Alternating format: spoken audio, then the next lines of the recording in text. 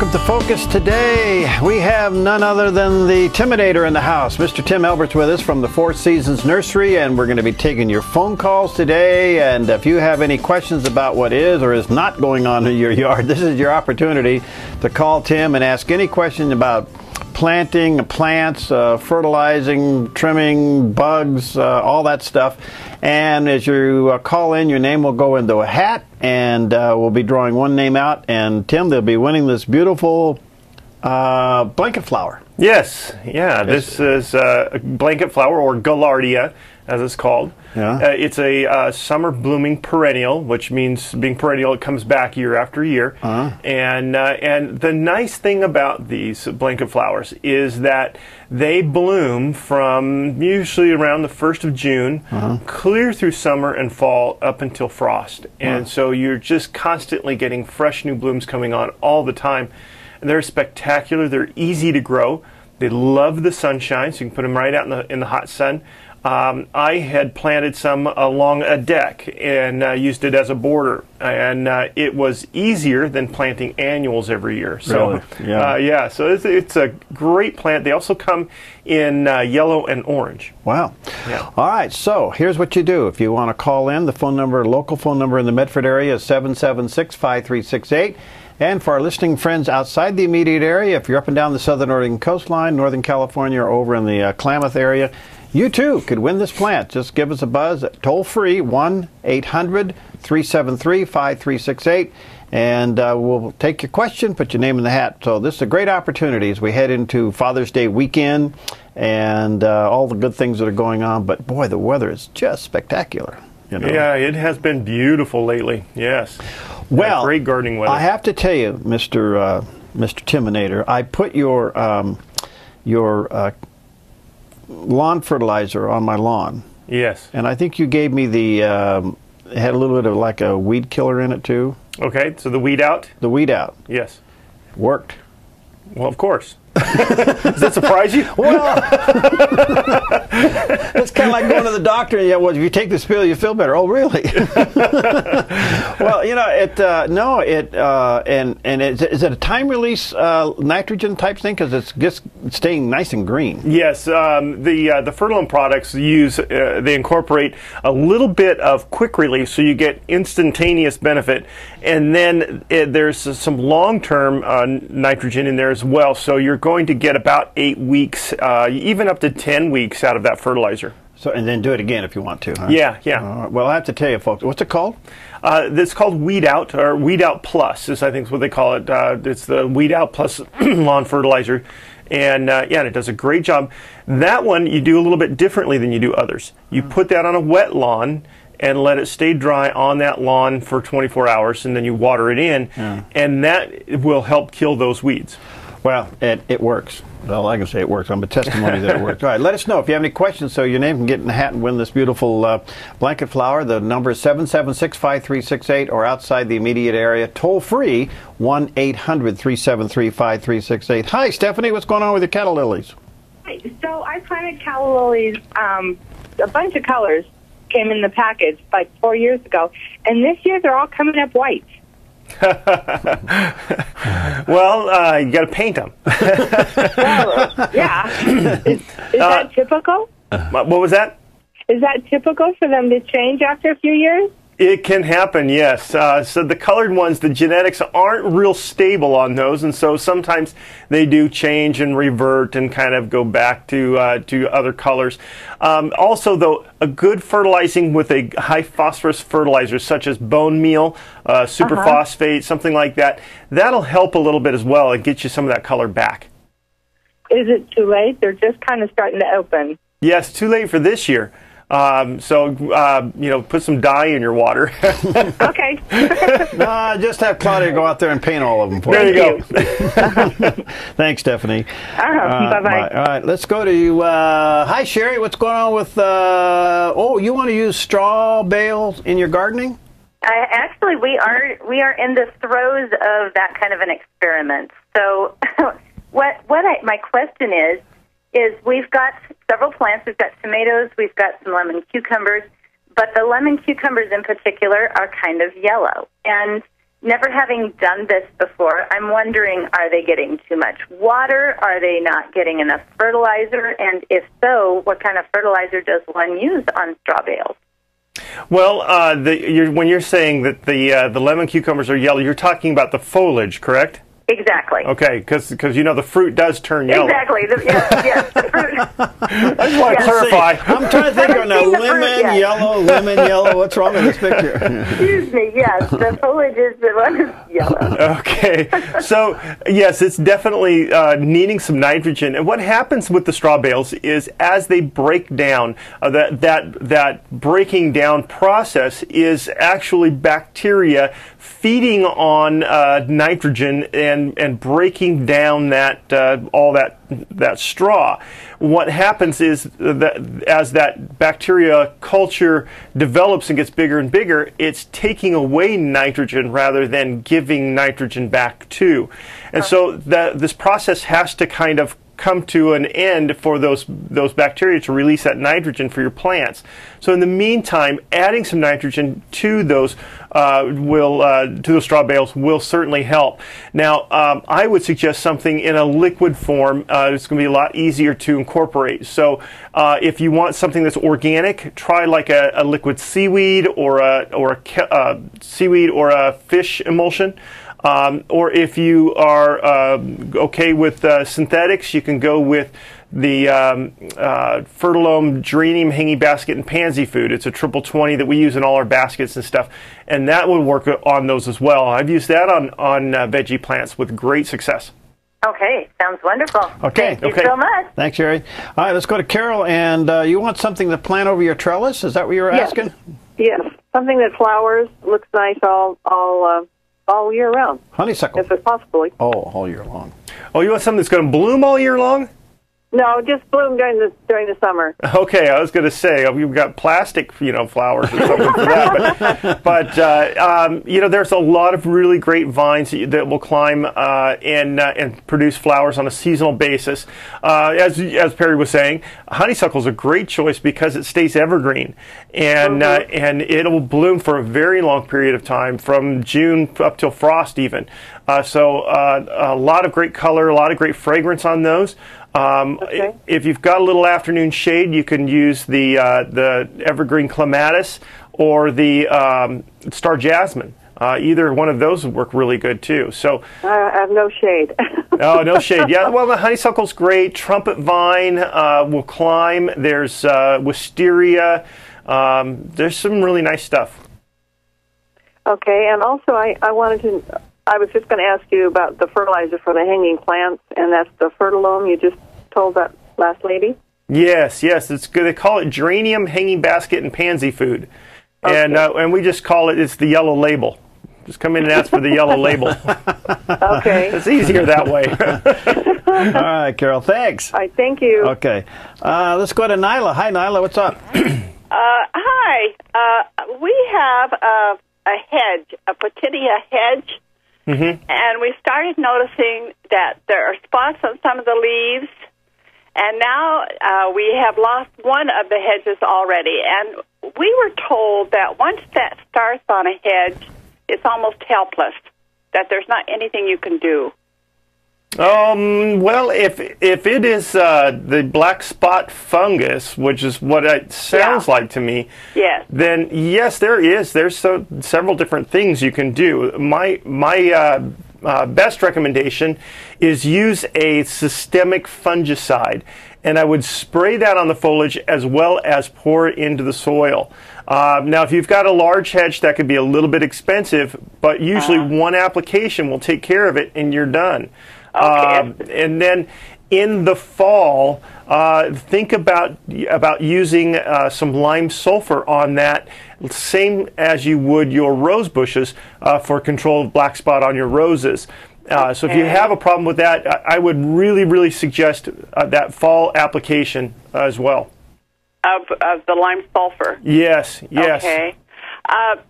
The thing that we've noticed now, going around the neighborhood, it seems to be kind of several hedges in the neighborhood are having the same problem. So it must be very contagious. They're very Could be. Yeah, so we had a couple years ago. We had a real outbreak of mildew and problems on the photinias around the valley, and not a lot of people knew what was going on, understood what was happening, or could treat their hedges, and so it doesn't just go away. We think that if just because we don't see it anymore, it's gone. That's not necessarily true, and so getting that cleaned and cleared can take a little bit of a process, but it seems that ever since then, every year, the photinias have had trouble after trouble. So, okay. All right. Well, we'll give it a try. All right, thanks, Nyla. All righty. Thank you. All right, let me see if I can squeeze one more in before the break. Hi, hey, Ellen.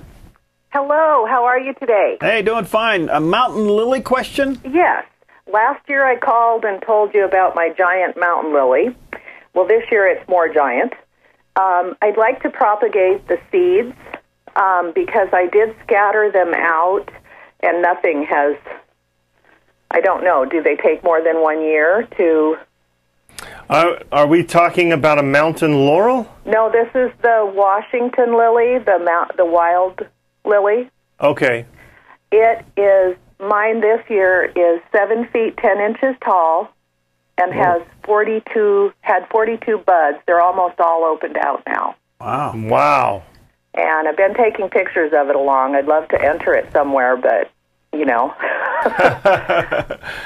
But Wow. I did collect seeds from the pods last fall, and they're small and kind of paper thin. Can I propagate them in the spring like I would other seeds?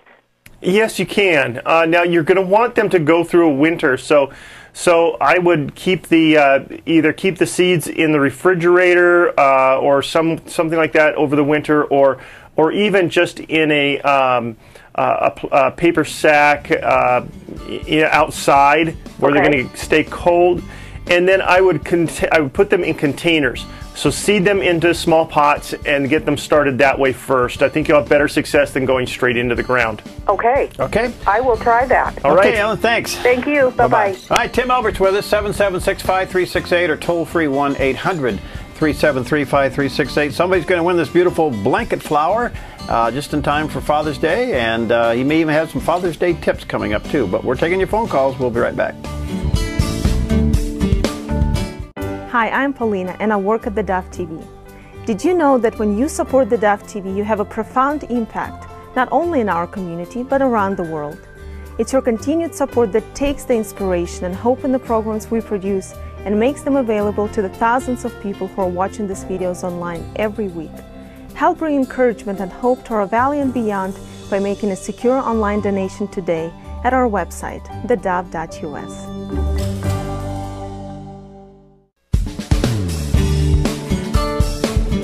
Okay, we're back with Tim Elbert, better known as the Timinator. He heads up the Four Seasons Nursery out there on Crater Lake Highway. You get out to about Vilas Road, hop over, get on the front of your road, go up just half a mile, you'll see it. You can't miss it. Hanging baskets are out. Yep. The flowers, the lawn, everything's just gorgeous out there. And you are in you're in your hours that are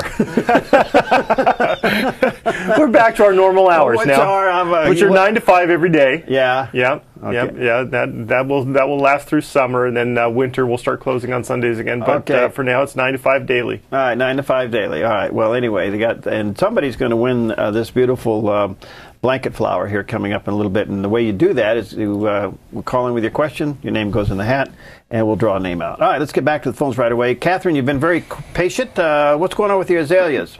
Oh, hello. Yes. Well, I have 5 azaleas that I planted approximately 2 years ago or 2 falls ago. They flowered for the first time this spring. They're white azaleas. They looked great. And then as soon as they dropped their flowers, one just died. I mean, just died. And then the others look a little kind of pale to me. They're getting plenty of water. The soil, I think, is fairly acid, which I think they like. And I just don't know why. It seemed like they flowered for a short time, too. It didn't seem like they held their flowers very long. And then, as I said, they just, as soon as the flowers dropped, one of the plants completely died. And I'm just not sure what I might be doing wrong. Well, that's a hard question to answer without actually seeing the plant, but there's a lot of insects that can cause problems with the root systems of those, so I would think that might be part of what's going on. However, the paleness of the foliage tells me you may still need to feed with an acid fertilizer. So I would encourage you to feed the other ones with a good acid fertilizer, and then the one that has died, you might dig it up and bring it into us and let us take a look. We'll look at that root system and see if something's been attacking it, or see if there might be anything else going on. Okay. No, that's very helpful. So acid fertilizer. Yep. Okay. Yes. Yeah. Okay. Wonderful. Thank you. Thanks, Catherine. All right. Bye-bye. All right, let's go to Diana. You've been very patient. What's going on with your tomatoes? Hi. Thank you for taking my call. The tomatoes are small, and they have little tomatoes on them, but the foliage is turning yellow, especially towards the base. Is it getting worse and worse? It seems to be just not horribly. It's almost stabilized. Okay. Well, generally, that lower foliage begins to drop off of a tomato plant naturally as the plant gets bigger and bigger, and it doesn't need those lower leaves anymore. They're just not doing the plant any good, so they're going to kind of yellow and dry up and fall off. So that's not a bad thing if it's just a few leaves here and there. But if it is starting at the base and working its way up and it's halfway up the plant or more, that could actually be a disease that it's getting. And unfortunately, the cure is worse than the disease. It would make the fruit inedible. So in those situations, you just have to yank the plants out and get rid of them. But it sounds to me like in your situation that that's not the case. It's probably just some natural bottom leaves falling, turning yellow and coming off. So that's not too bad of a deal. I wouldn't worry about that at all. Okay. Thank you so much. You're welcome. Thanks, Diana. All right, let's go to Christine. Hi. Hi. Good morning. I bought my mom a rhodie for Mother's Day last year, and it was so beautiful in bloom and everything. And this year, it didn't bloom at all. But it's been in the kind of the shade, and it got really cold. And her peonies are just now blooming. She lost one next to it, and then the other one's just now blooming. But I don't think it's going to bloom this year. But I'm wondering why. Well, you know, some varieties of rhododendrons will actually cycle and bloom every other year. And my first experience with that was I bought a couple of beautiful Anna Rose Whitney rhododendrons and planted them in my front, right up my front window at my previous house. And they were absolutely beautiful. The next year they didn't bloom, and I thought, well, maybe it's just because they've been recently planted. The following year they bloomed beautifully. The following year, nothing. And it just was this way every year. It was every other year they bloomed beautifully, and then others they didn't. So in researching that, come to find out, there's a few varieties that will do that. Yeah. So, okay. Yeah. Wow, that makes me feel better. Thank you so much. Okay. So, yeah, congratulations. You get blooms every other year. Yeah. Okay, Christine. Okay, it was so beautiful last year, you know. Okay, thank you. You're welcome. Rhodies are just kind of like the most emotional plant in the garden, aren't they? They're just kind of moody. They can be, yes. Yeah. You know, I generally think of a rhododendron more. You know, I see them more as a male. You know, but be careful here. I was going to say so maybe we should just leave it at that. Yeah, okay, let's be real careful. You know, I don't know if we want to get a plant psychiatrist in here, but I just every time you get a rhodie question, it just sounds like they're very temperamental. Yeah, well, I think it is that all it does is it makes the ladies emotional. I'll tell you. Okay, well, it's Father's Day. Let's go over to Paula. Hi, what's going on with your transplanting a rose bush? Hi, yes. I transplanted a rose bush, 2 of them, and one went into a pot, and it's healthy, happy, doing flowers. The one I transplanted into the ground, it's not doing anything. It's not dying, but neither is it. It's not putting out new growth, and it's supposed to be a climber. It was before I transplanted it, and now it's just keeping its leaves, and it's not growing, and it's not giving me flowers. So I don't know. But it's not dying either, so I don't know what's going on with it. Well, probably down in the soil, there's probably some work that's being done that you're not seeing as it's trying to reestablish and get going. So you're probably not going to see a lot of top growth for a while until it does get established. To help it get established, you can use some of the Fertilome root stimulator. That'll have a rooting fertilizer, a little rooting hormone, a little B1. Get that down on a weekly basis until you start to see some good growth. But that's probably what's going on. As long as it's not going downhill, that's a good sign. There you go. Okay, good. And I did buy that from you, and I have been using it. So, okay. Thank you very much. I'll give it time. All right. Thank you. Water with a little holy water. Well, you know, I'm just now, after the years I've had Nisha Jackson on the show talking about hormones, now you're going to go that route with plants? No, I'm done. I don't know. I can't handle any more of this. Whoa. Hormone and for plants? All right, let's move along here. Debbie, what's going on with your Italian cypress? Well, we replanted them from one house to another. So we dug them up this spring, replanted them. We got all the root stimulator and all that. Now we have several that are very looking dead at the top, brown, breakage off, no greenery. Will they come back at all, or do you think that means that they're goners? That means that they're goners. Yeah. Even if she shreds some cheese over the top of them? Yeah. It might make them taste better, but I'm not so sure it's going to make them live. Well, they are Italian, you know. A little Parmesan. Yeah. Yeah. Now, if they are just brown at the bottom and still green at the top, are they still salvageable? That's a better sign, because your growth points are the tips, and so if the tips are still green, then you do have some hope, yes, that they're going to continue to go. But if those tips are dead, chances are no.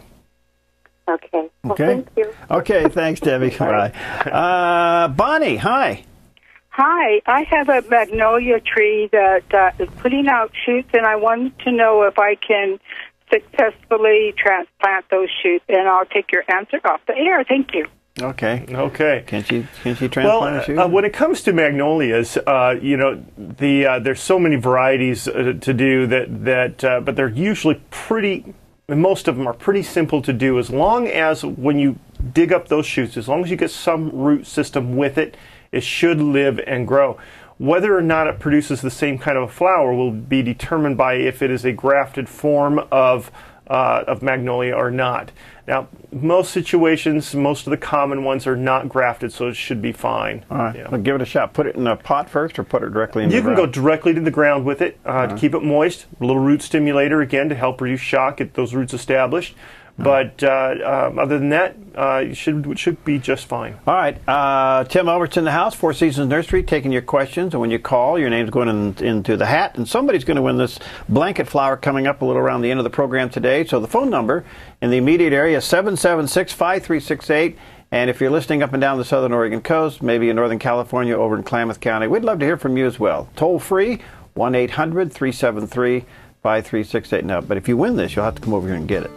Right? That's right.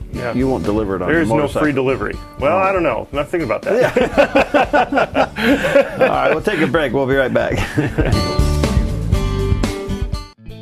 Hi, I'm Daniel, and I work at theDove TV. You know, compared to Portland, Seattle, and LA, Medford might be considered a small market, but at theDove, we're excited about the opportunity to make a big impact right here in our community.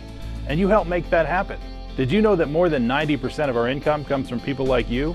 You can help us now by making a secure online donation at our website, thedove.us, or by phoning 541-776-5368.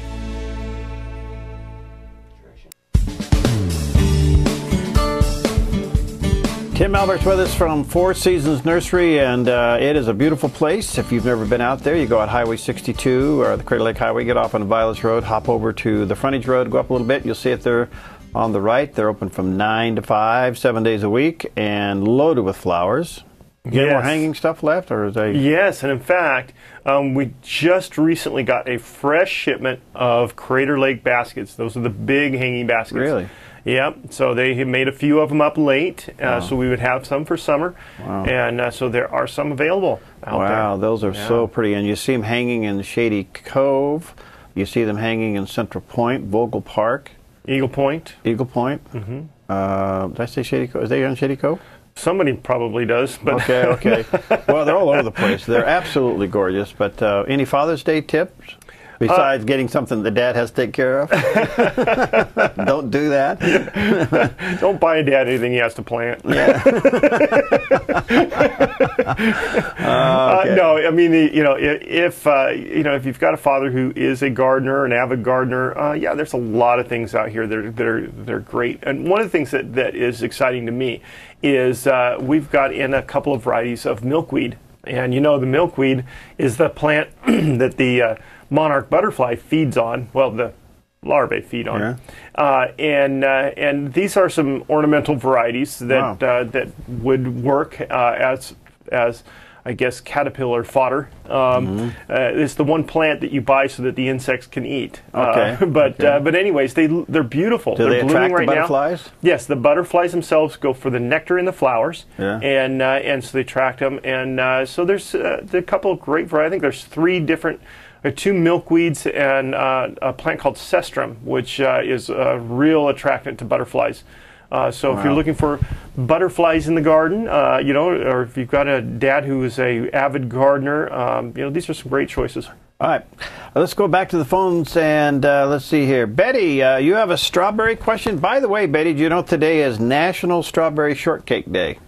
That sounds good to me. I could eat some right now. There you go. My question about strawberries is I put new plants in last year because they weren't producing very well, the old ones, and they didn't do much, and they're not still producing many berries. The plants look healthy, but not many berries. Am I missing something in the soil? Well, let me ask, are you taking off the tendrils that come on? Yes, they haven't even made many tendrils. Okay. Then yes, feed them, definitely. And I would use something that, Fertile makes one called Gardener Special. It's an 11-15-11. That would work, or their premium bedding plant food, which is a 7-22-8. So you want a little bit higher middle number. That's the phosphorus. You want that, a little bit of that in there. If you want to go organic, then the Espoma Garden Tone would be a good choice. Garden Tone. Yeah. Okay. One other quick question. I already have worms on my petunias, and I forgot what you put on those. Oh, well, it's called borer bagworm leaf miner tent caterpillar spray. I don't name this stuff, I just sell it. But the active ingredient is spinosad. So if you just came in and said, I need the stuff for the petunias, we'd know what you're talking about. But spinosad is easier to say. Okay. That's great. Thank you so much. Bye. You're welcome. Bye. Bye. I think I want to work one day at that company where they come up with the names of things. Yeah, every year they have a stockholders meeting, and anybody who sells the product is invited to go and talk to the stockholders and tell them what they think. And I'm thinking about going. Yeah. Well, it's kind of interesting. You wonder who's the person that wrote the label, right? Right. Okay. Yeah, it's a little crazy. 776-5368 or toll free 1-800-373-5368. Let's go back to the phones. Kathy, rhubarb in your garden? Well, yeah, it has kind of a little history. I was anxious when I bought a place to get rhubarb planted, but I didn't have a place ready to plant it. So 2 years ago I bought them, and one is the green stalks and the other is the red, and put them in pots. And finally this winter I got my raised bed done, and I got one in each corner of the raised bed. Fabulous soil in there. Gave them fertilizer. They've got lush green leaves that the earwigs are enjoying. But I can't, there's lots of stems, stalks, but they're really short. Now, is it, I'm going to have to wait till they're older, or what can I do to get long enough stalks so I can pick them to eat them? Well, in that situation, I think it's nothing that you can do this year. I think next year you're going to have to is when it's going to take effect. But lower the fertilizer content down to something that's a little bit higher in your first number, nitrogen, and less of the other things. If you're going organic, that would be something like blood meal.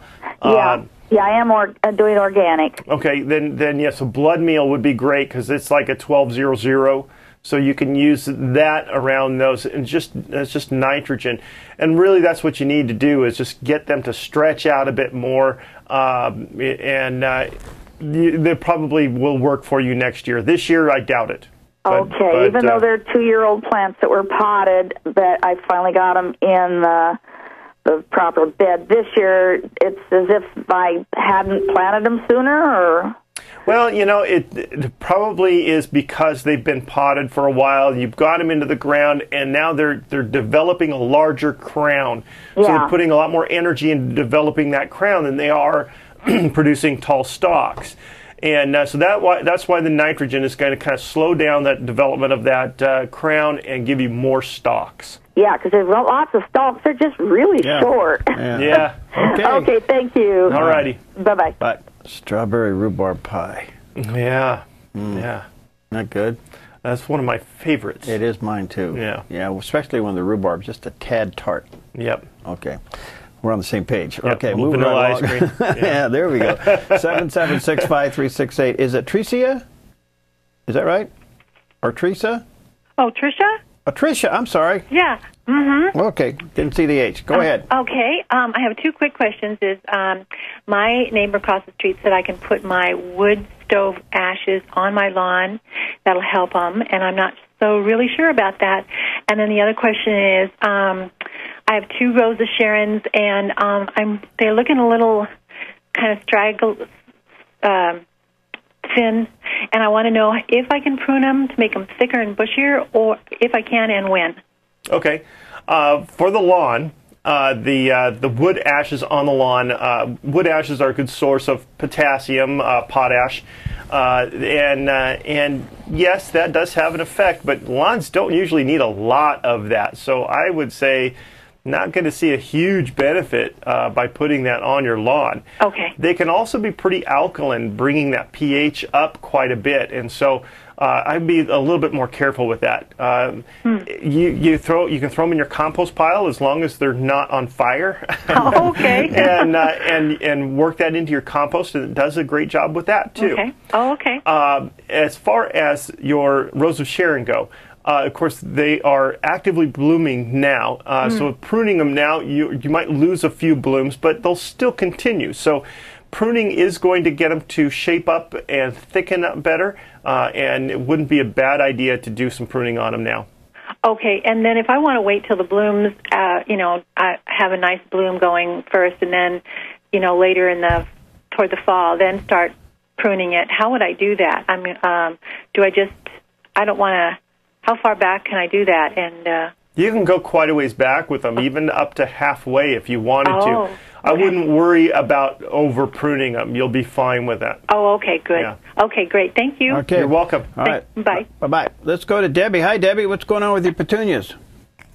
Hi. I think I'm the only person in the world who has trouble with petunias, but they always get black spots on them, and then they turn yellow like they don't have enough water, and they die. But I plant them usually with some vegetables, and so I wanted to know if there was something organic I could use.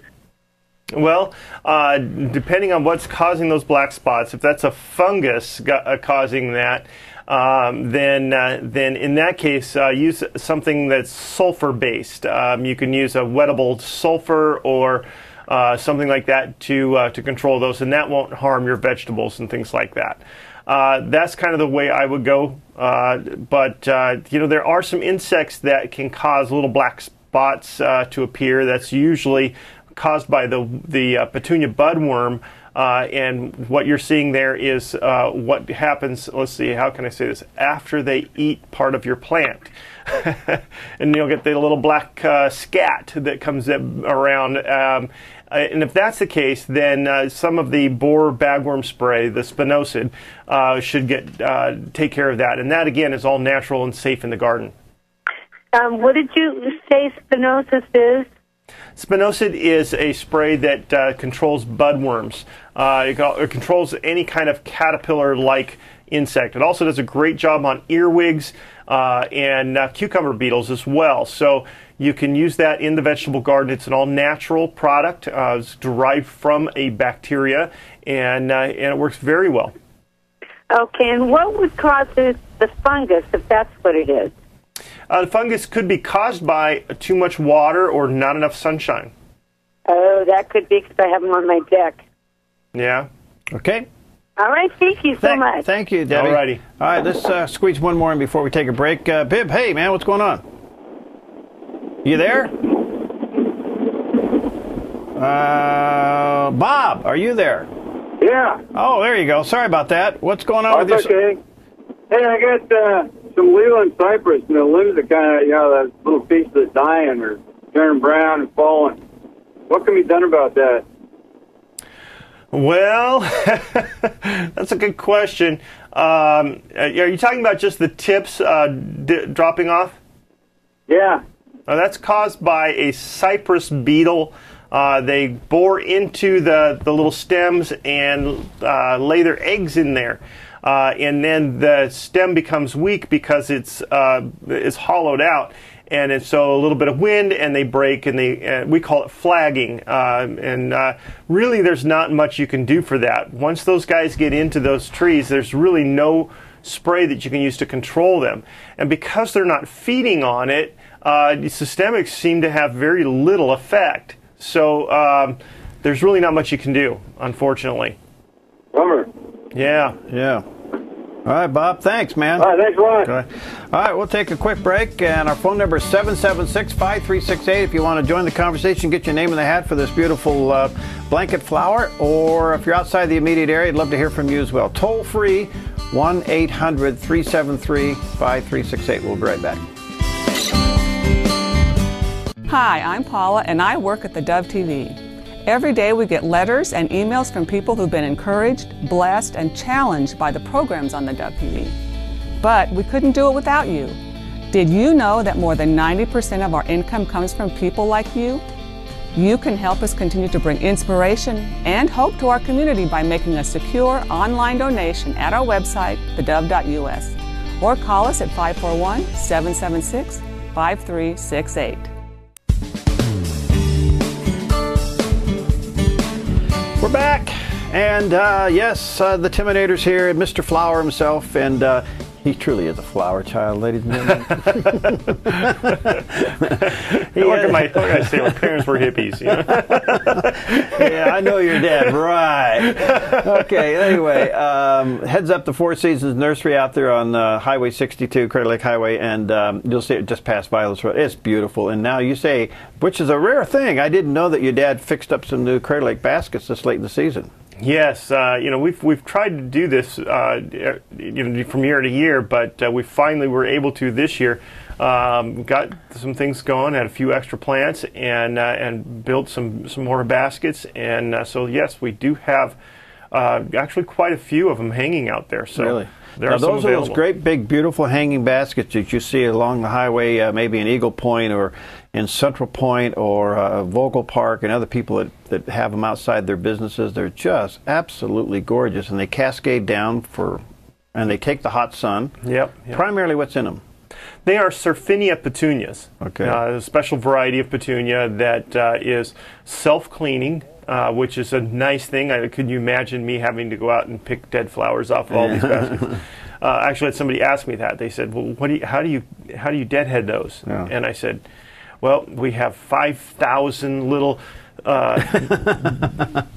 Anyways, bugs, so, anyways, it's kind of funny, but no, they're self-cleaning. So you don't have to do anything with them other than water them, of course, feed them, and then spray for those budworms. All right. Let's get back to the phones. Hi, Judy. Hello there. My question for Tim is, I have an encore azalea that, you know, just blooms all summer long, which is amazing.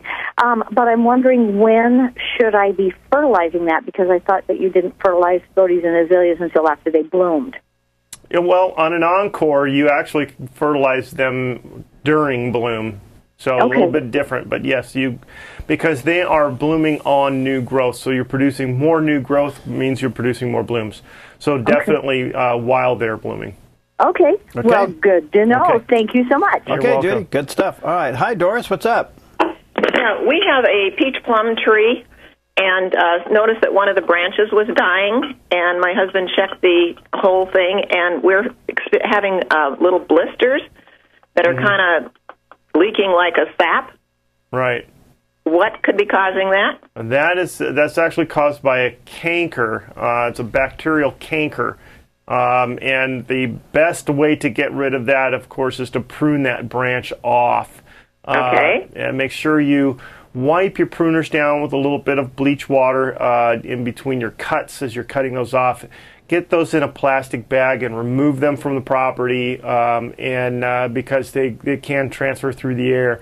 But keeping that clean is going to be really important. And then this fall, be sure you get your copper sprays on just as the plants are starting to turn color for fall.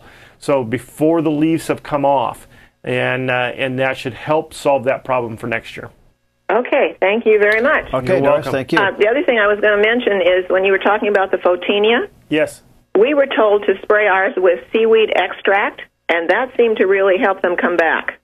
Yeah, the seaweed extract is a foliar feeding type of material, and that will actually encourage more growth to come up. It doesn't actually cure fungus, but the plant can make them more healthy and help them fight it off on their own. We use that a lot for peach leaf curl as well. Yes, I did. I use that also. Yeah. Okay, thank you. Bye-bye. You're welcome.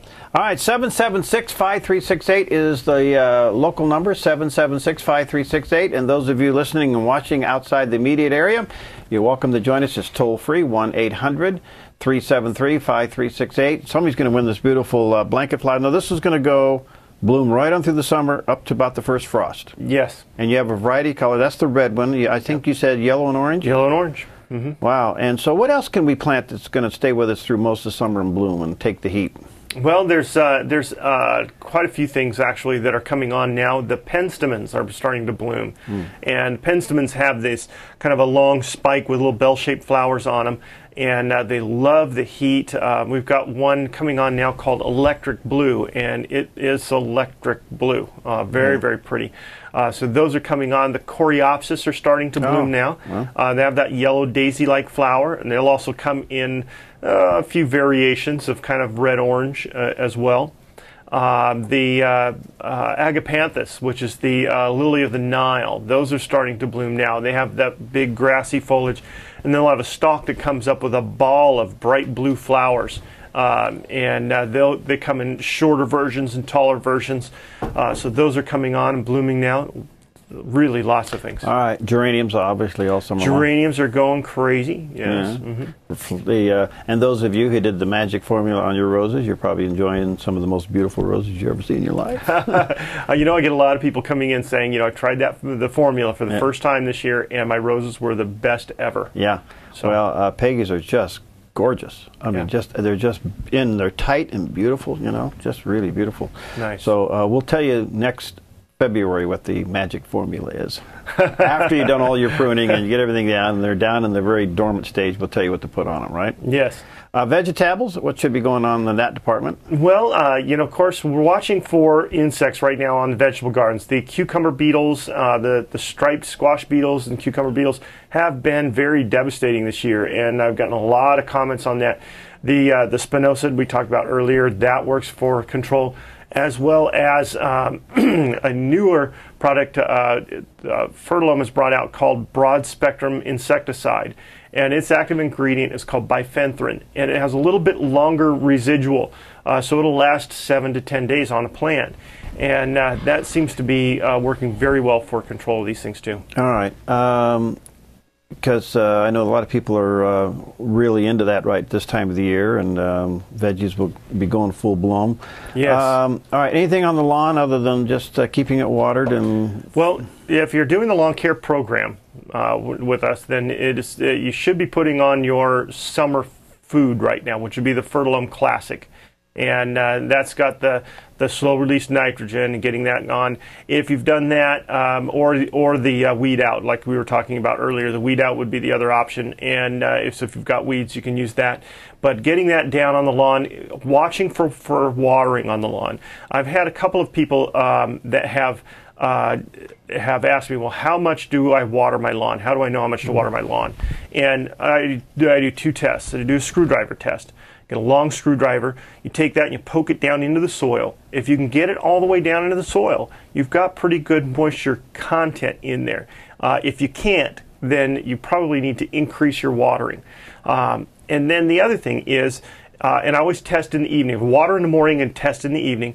The other thing is that I'll take my foot and I'll press down as hard as I can on that lawn. If I can get water to ooze out under my feet, then I'm watering too much. Okay. And so then I cut back my watering. Okay. So there's kind of some ideas to help you get in the ballpark for your water. We don't have that problem this year, the bug that got in the trees with all of the matting and everything. Right, yeah, the webworms seem to have moved on. Man, that was really bad a couple of years ago. Yes, yeah. So have not seen any sign of that yet. So that's a good thing. All right.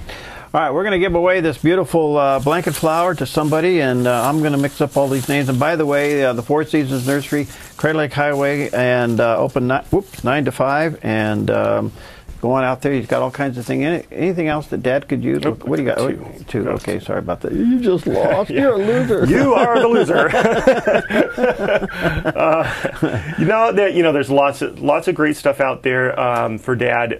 The tools. Yeah, gardening tools and things, but if you're buying plants for Dad, plant them for him. Okay. And it looks like Doris is the one who won. Okay, Doris. I think she was one of our last callers here.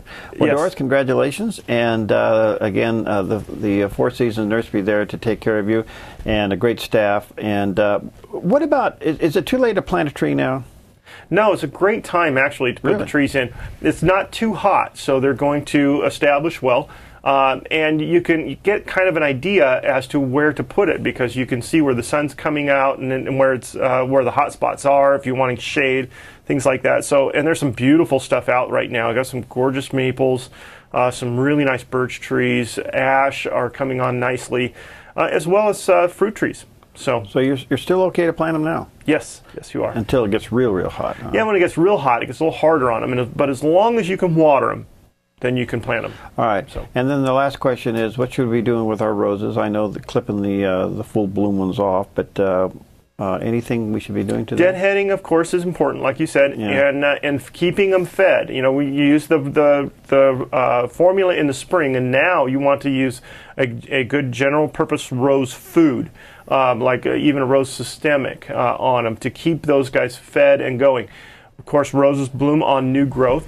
So keeping them actively growing will continue to give you more blooms. And there was one other question. I'll squeeze it in real quick. Those who have hanging baskets, people forget when you water them, you're literally watering the nutrients out. Yeah, you're always leaching nutrients out, so you have to be always reapplying nutrients. We recommend a weekly application of the geranium, hanging basket, and pansy food. And getting that in there and giving them enough of it. The mixture rate is 2 tablespoons per gallon of water. But if you've got a big basket, you might have to mix up 3 or 4 gallons of that and put that on a basket at a time. So you do that once a week? Do that weekly, yes. And how much? I mean, how much till it's fully soaked and wet? Till the soil is fully drenched, saturated, yes. More work. More work. But it's worth it. It's worth it. Okay. Well, thanks, Tim. Happy Father's Day to you. And you too. Folks, he's out there on Crater Lake Highway. It's real simple. You go on out, get off on Vilas Road, hop over to the frontage road. You can't miss it. Wind around past the car dealership there and Jim Nichols, and right up the street there, you'll see it with all the hanging baskets. Yes. All right, 9 to 5. See you next time on Focus Today.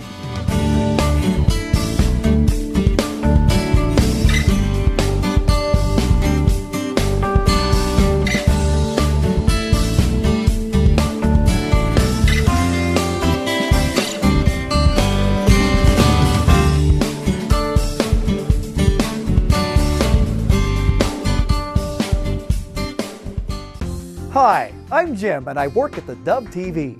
Every weekday between 6 and 8 a.m., our award-winning news and sports team bring you the best morning show around. It's live, it's honest, and it's a whole lot of fun. And you help make it happen.